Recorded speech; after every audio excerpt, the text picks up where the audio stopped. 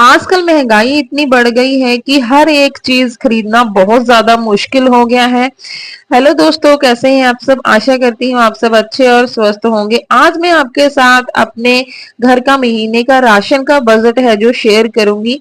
क्योंकि हम 4 लोग हैं, मैं अपने घर का राशन का बजट आप लोगों के साथ शेयर करूंगी। आप अपने हिसाब से अपने घर का राशन का बजट बना सकती हैं।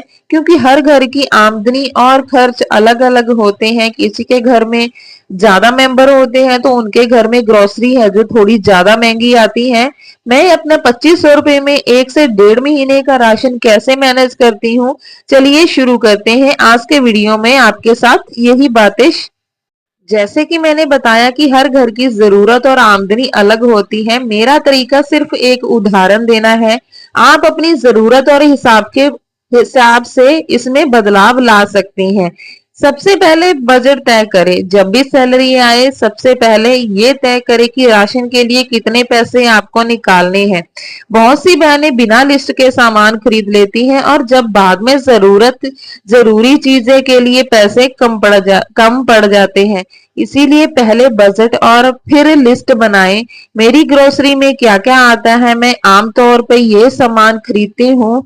जैसे कि 250 ग्राम चाय पत्ती, 3 किलो चीनी, 1 लीटर सरसों का तेल, 1 किलो कपड़े धोने वाला साबुन, 1 पैकेट में नहाने वाला साबुन मंगवाती हूँ। दालें, नमक, जीरा, बच्चों के लिए मैगी भी मंगवा रखी है इस बार, क्योंकि गर्मियों की छुट्टियां हैं तो बच्चे घर में रहते हैं। तो सेवियां भी मंगवाई है मैंने। तो फिर मैंने मंगवाई है। दालों में मेरे आए हैं चने की दाल, उड़द की दाल, और है जो साबुत चने की दाल, राजमा मंगवाए हैं, और मूंग की दाल, मसूर की दाल, ऐसे करके दालें मैंने मंगवा रखी हैं। और 1 किलो मैंने मंगवाया है मैंने दलिए के पैकेट, वो 100 100 ग्राम के हिसाब से आए हैं। क्योंकि मेरे बच्चे हैं जो दलिया और सेवइयां बहुत खाते हैं। आजकल बच्चे घर पे रहते हैं तो थोड़ी थोड़ी देर के बाद उनको भूख है जो लग जाती है। इसीलिए मैं सोचती हूँ कि जो राशन में आ जाए सामान, तो फिर मुझे दोबारा पैसे खर्च करने की जरूरत नहीं पड़ती। 2 किलो मैंने चावल भी मंगवाए हैं। पिछले महीने के 1 किलो चावल मेरे पास पड़े हुए हैं, इसीलिए इस बार मैंने 2 किलो चावल ही मंगवाए हैं। मैं हर महीने हर चीज नहीं खरीदती। जैसे कि पिछले महीने की मेरे पास हल्दी भी पड़ी हुई है तो दोबारा नहीं खरीदती। अगर तेल बचा हुआ हो तो उसे मैं भी अगले महीने तक इस्तेमाल करती हूँ। यहीं से बचत है मेरी शुरू होती है। जब भी मैं सामान की लिस्ट बनाती हूँ तो किचन में एक बार जरूर देख लेती हूँ कि कहीं पे कोई थोड़ा बहुत सामान पड़ा तो नहीं है।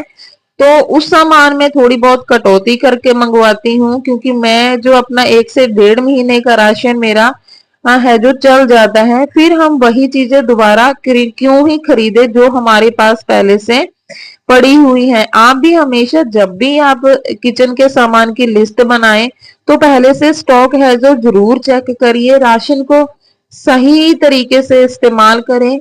बहनों, बचत सिर्फ कम खरीदने से नहीं होती, बचत सही इस्तेमाल से होती है। जैसे कि एग्जाम्पल के लिए मैं जब भी दाल बनाती हूँ तो दाल को मैं कटोरी से नाप के ही बनाती हूँ। मुझे पता है कि मेरे घर में कितनी दाल लगती है, बच्चे कितना खाते हैं।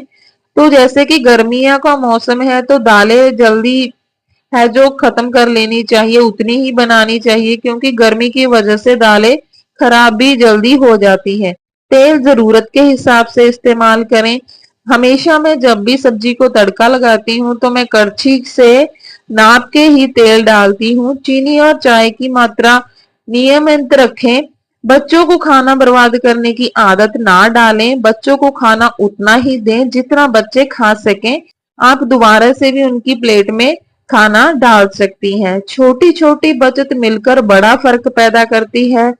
उधार लेने से बचें। कई परिवारों में प्राइवेट नौकरी होती है, सैलरी कभी समय पर आती है कभी लेट हो जाती है। ऐसे समय में अगर कभी कभी दुकानदार से उधार लेना पड़े तो इसमें कोई बुराई भी नहीं है।